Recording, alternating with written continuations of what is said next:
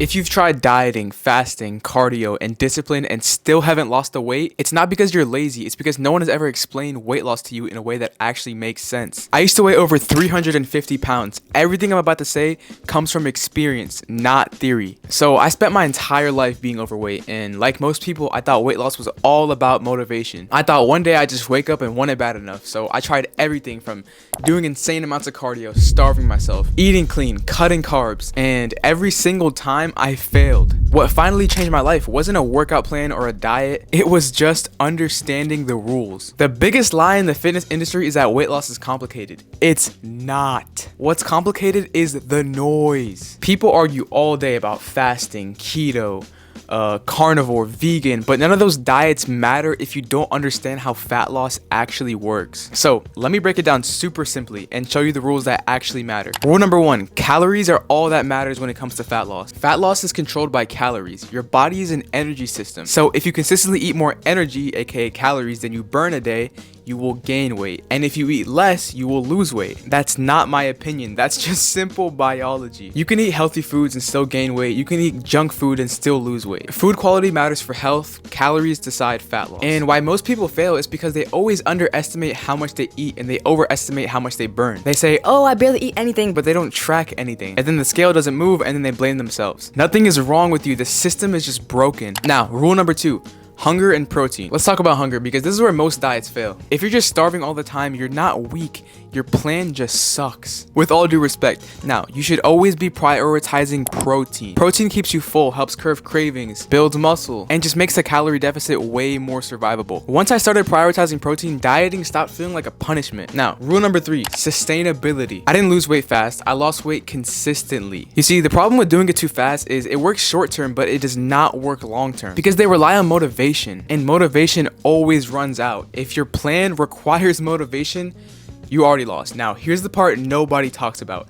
You can understand everything I just said and still overeat. And I did, trust me, for years. Most people think overeating is a discipline problem, but it's not. It's an environment problem. We live in a world where food is engineered to make you overeat. Highly processed foods combine sugar, fat, and salt in a way that your brain just can't regulate. That's why you don't overeat chicken, rice, and vegetables, but you can crush a bag of chips without thinking. Your brain doesn't register the fullness from the hyperpalatable foods. And when I say hyperpalatable foods, I mean foods like ice cream, candy, chips, pizza, stuff like that. So when people say, bro, just stop eating, they don't understand the biology. If overeating was just about discipline, nobody would be overweight. So once I stopped blaming myself and just redesigned my environment, everything got easier. Not easy, but easier. When you're tired, stressed, bored, or just emotional, logic doesn't win, but systems do. And it all starts with what you bring in your house. So as much as I hate to say it, weight loss does not start in the gym. It starts right here, in the foods that you eat. So the goal here is to eat foods that you like, that are high in protein, cost effective, and easy to repeat. The repeat factor matters. The goal isn't perfection, it's repetition. Foods like chicken, eggs, egg whites, protein powder, yogurt, ground beef, ground turkey. Try as hard as possible to eat whole foods. Foods that had a mom and dad that grew on the ground. So let's go.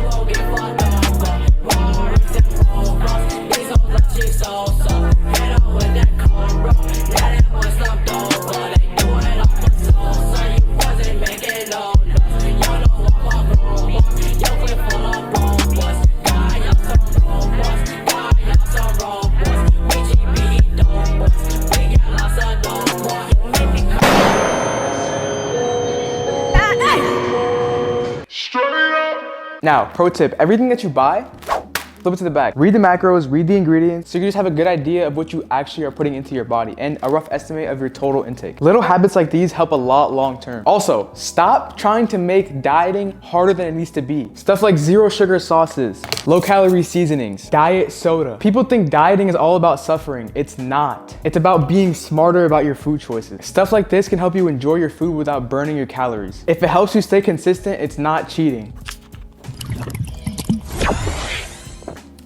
Remember, the goal is not to eat as clean as possible, it's to stay in a calorie deficit as long as possible. The easier you make your diet, the longer you'll stick to it. Now, everything I said so far sounds simple. Calories matter, protein matters, sustainability matters, and this is where most people get frustrated because they hear all this and they believe they're doing everything right, but they're still messing up. And that's when people start blaming everything but themselves, their metabolism, their genetics, their hormones. But most of the time, that's not the issue, it's the awareness. Some weeks you lose weight and some weeks you don't, and you still don't know why. And that's what makes people quit, and that leads to the biggest mistake. Here's where most people mess up. They think they're in a calorie deficit when they're not. Most people just eyeball their portions and they severely underestimate how much they're actually eating. That's why I highly recommend tracking your calories, especially in the beginning. This is why I use Cal.ai. It makes tracking super easy. All you have to do is take a picture of your food and it will tell you the calories and macros for you. That's it. No guessing, no spreadsheets, just quick and easy. Boom, you see how easy that was? It makes losing weight so easy and simple. And you don't need to track forever, just long enough to understand how a normal portion of food really looks like. All you gotta do is put some info about yourself and it'll create a custom plan for you. And from my experience, it's surprisingly accurate, but if it misses a few ingredients like cooking oils, you can easily add that in with just a few clicks. And it has a huge food database with pretty much anything you eat, so you're not just stuck guessing random nutrition information. And it also has a built-in bar scanner, which is perfect for random stuff you eat throughout the day. You can just scan it and move on. If you want weight loss to actually feel simple in 2026, Cal.ai will make it easier. And if you use code Webby, you get the first 3 days for free. Download it right now with the link in the description. Huge thank you to Cal.ai for sponsoring this video. Now, let's talk about training and exercise. Training isn't for burning calories. Please get that out of your head. It's for building and maintaining your muscle mass. That's it. Keep it super basic. Follow a simple push-pull leg split. And the more you stay consistent in the gym, the more you'll understand how to work out more effectively. But in the beginning, the most important part is just showing up, in my opinion. So lift weights 3 to 4 days a week and just walk daily. Try to get 10,000 steps every day. Keep it super basic and simple. Now, you have to have realistic expectations because I'm gonna be honest, real fat loss and real weight loss is boring. It's a boring process. You know, just sticking to your diet routine, it gets boring. Actually, no, I'll say this. It's boring in the beginning, but once you see results, it starts to get very, very addicting. You'll eventually fall in love with your routine. I know it sounds crazy, but I promise you it's not crazy to say. Try to aim for 1 to 2 pounds per week. Also, depending on how much weight you have to lose, please stop thinking about how long it's gonna take. Because however long you think it's gonna take, it'll probably take longer. And that's okay. Just focus on taking it 1 day at a time. That's all you can do. And if you mess up sometimes, don't beat yourself up because everyone slips up. We're all human. Just forgive yourself and move on. Don't try to overcompensate with cardio or restriction. That only makes it worse. Don't quit and just be consistent. Remember this, the consistently good person will always beat the occasionally great person. Wisdom. Don't forget that. Yeah. That's how you win. If you're struggling, don't think you're alone. Everybody messes up. Just get right back on track. I cannot tell you how many times I fell off my routine, but I just never gave up. And that's why I am where I am today. And at the end of the day, you just need the right mindset. Not motivation, mindset. You have to decide that no matter what, you are not giving up on this goal. No matter how many times you mess up, even if you fall off, you don't quit. As corny as it sounds, you gotta have that dog in you. The version of you that doesn't quit when it gets uncomfortable. The version of you that doesn't stop after a bad day. Don't ever think you can't do it. I mean, I used to think I couldn't do it for the longest time, but I truly believe that everybody has it in them. I didn't change my body by being perfect. I changed my body by being consistent. I mean, I was 350 pounds, now I'm not. If this works for me, it will work for you. I promise you. Start today. But yeah.